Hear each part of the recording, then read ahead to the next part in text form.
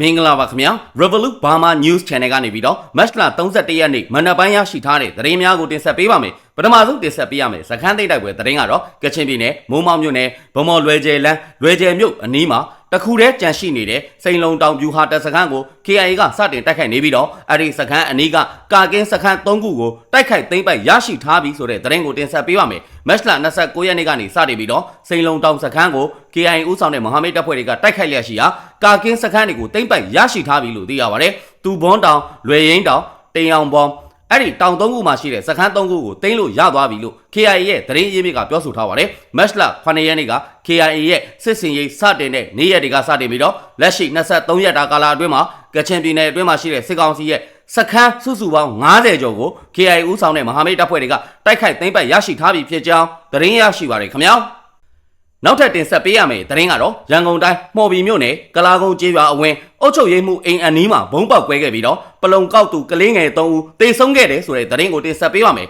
မတ်လ30ရက်နေ့ညနေ3:56မိနစ်အချိန်ကမှော်ဘီမြို့နယ်ကလာကုန်းကျေးရွာအဝင်းစစ်ကောင်စီခန့်အုပ်ချုပ်ရေးမှုကျော်ထေးရဲ့နေအိမ်အနီးမှာအထုပ်တစ်ထုပ်ချထားခဲ့ခြင်းဖြစ်ပြီးတော့အဲ့ဒီအထုပ်ကိုပလုံကောက်တဲ့လူ3ဦးကတွားရောက်ဖွင့်ကြည့်ရာကနေပြီးတော့ဘုံပေါက်ကွဲပြီး3ဦးစလုံးတေဆုံးသွားခဲ့တယ်လို့သိရပါတယ်တေဆုံးတာကတော့မှော်ဘီမြို့နယ်မြောင်းတကစက်မှုဇုံတွေကပလုံကောက်တဲ့သူတွေပါကလေး2ဦးလူကြီး2ဦးကလားကုန်းကျေးရွာအုပ်ကြီးအိမ်အနီးမှာဘုံပေါက်တာပါလို့ဒေသခံပြည်သူတို့ကရှင်းပြထားပါတယ်မှော်ဘီမြို့နယ်ကလားကုန်းကျေးရွာအုပ်စုမှာရှိတဲ့နေအိမ်များနဲ့ကျေးရွာများကိုစစ်ကောင်စီကအတင်းအကျပ်ဖယ်ရှားမှုများအခုရက်ပိုင်းအတွင်းလှုပ်ဆောင်လာပြီးတဲ့နောက်မှာမတ်လ30ရက်နေ့မှာဘုံပေါက်ကွဲမှုဖြစ်ပွားခဲ့ခြင်းဖြစ်ကြောင်းသတင်းရရှိပါတယ်ခင်ဗျာ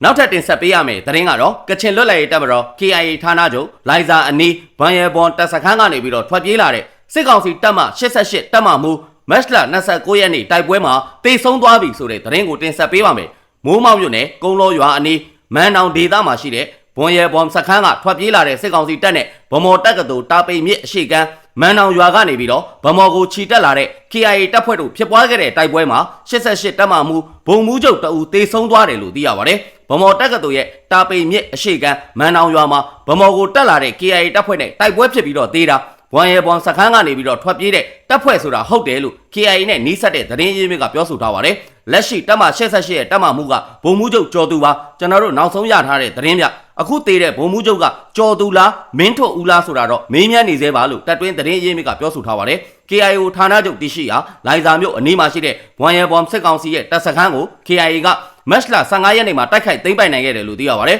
အဲ့ဒီဘွန်ရဲဘွန်တပ်စခန်းမှာစစ်ကောင်စီရဲ့တပ်မ88တပ်မမှုဦးစီးပြီးတော့စစ်ကောင်စီတပ်ဖွဲ့ဝင်တွေထွက်ပြေးသွားပြီးတဲ့နောက်စခန်းကိုဝင်ရောက်သိမ်းပိုက်နိုင်ခဲ့ခြင်းဖြစ်တယ်လို့ KIA နဲ့နှီးစပ်တဲ့သူတွေကပြောဆိုထားပါတယ်။ဒါကြောင့်အခုသေဆုံးတဲ့သူဟာဘုံမှုချုပ်ကျော်သူဖြစ်နိုင်တယ်လို့စီရေးသတင်းအရင်းမြစ်ကသုံးသပ်ထားပါတယ်။ဘွန်ရဲဘွန်စစ်ကောင်စီတပ်စခန်းဟာမြေကြီးနားဗမော်လမ်းကနေပြီးတော့လိုင်ဇာမြို့ကိုဝင်တဲ့လမ်းဟောင်းအနီးမှာရှိတဲ့နားလုံကျေးရွာအထက်တောင်ပေါ်မှာတည်ရှိတဲ့စခန်းဖြစ်တယ်လို့သိရပါတယ်။ KIA ရဲ့ထိုးစစ်ဆင်တိုက်ခိုက်မှုတွေအတွင်းမှာစစ်တုံးမှန်းရာချီဖမ်းဆီးရမိခဲ့ပြီးတော့စခန်းတွေကလည်းစစ်ကောင်စီတပ်သားအများအပြားထွက်ပြေးနေကြခြင်းဖြစ်ကြောင်းသတင်းရရှိပါတယ်ခင်ဗျာဆက်လက်ပြီးတင်ဆက်ပေးရမယ့်သတင်းကတော့ကြားဖြတ်လုပ်ငန်းတွေမှာပါဝင်ပတ်သက်တဲ့ဆိုတဲ့ဆွဆွဲချက်နဲ့စစ်ကောင်စီရဲ့ဒုတိယကာကွယ်ရေးဝန်ကြီးဗိုလ်ချုပ်အောင်လင်းထွန်းကိုစစ်ဘက်ဆိုင်ရာလုံခြုံရေးတပ်ဖွဲ့စရဖကမတ်လ28ရက်နေ့ညကဖမ်းဆီးလိုက်တယ်ဆိုတဲ့သတင်းကိုတင်ဆက်ပေးပါမယ်ဒုတိယကာကွယ်ရေးဝန်ကြီးဗိုလ်ချုပ်အောင်လင်းထွန်းကိုဖမ်းဆီးပြီးတော့အဲ့ဒီနေ့မှာပဲရမဲသိန်းထောင်ကိုပို့ဆောင်လိုက်တယ်လို့သိရပါတယ်တရုတ်နိုင်ငံကမြန်မာနိုင်ငံအတွင်း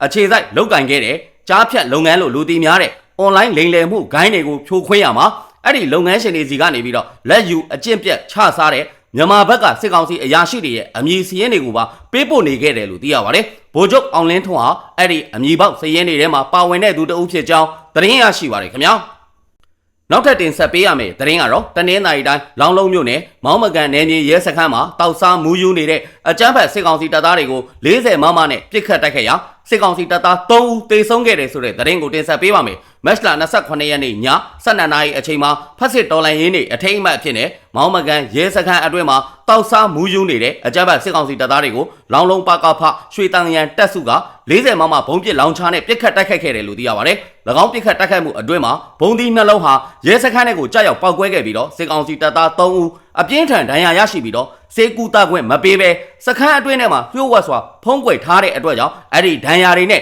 တေဆုံးသွားခဲ့တယ်လို့သိရပါတယ်အဲ့ဒီတေဆုံးသွားတဲ့စစ်ကောင်စီတပ်သားအလောင်း3လောင်းကို မက်လ30ရက်နေ့မနက်ပိုင်းမှာတာလဘတ်တွေနဲ့အုပ်ပြီးတော့လာရောက်တဲဆောင်သွားတယ်လို့လောင်လုံး PDF ကတာဝန်ရှိသူတို့ကပြောဆိုထားကြောင်းသတင်းရရှိပါတယ်ခင်ဗျာ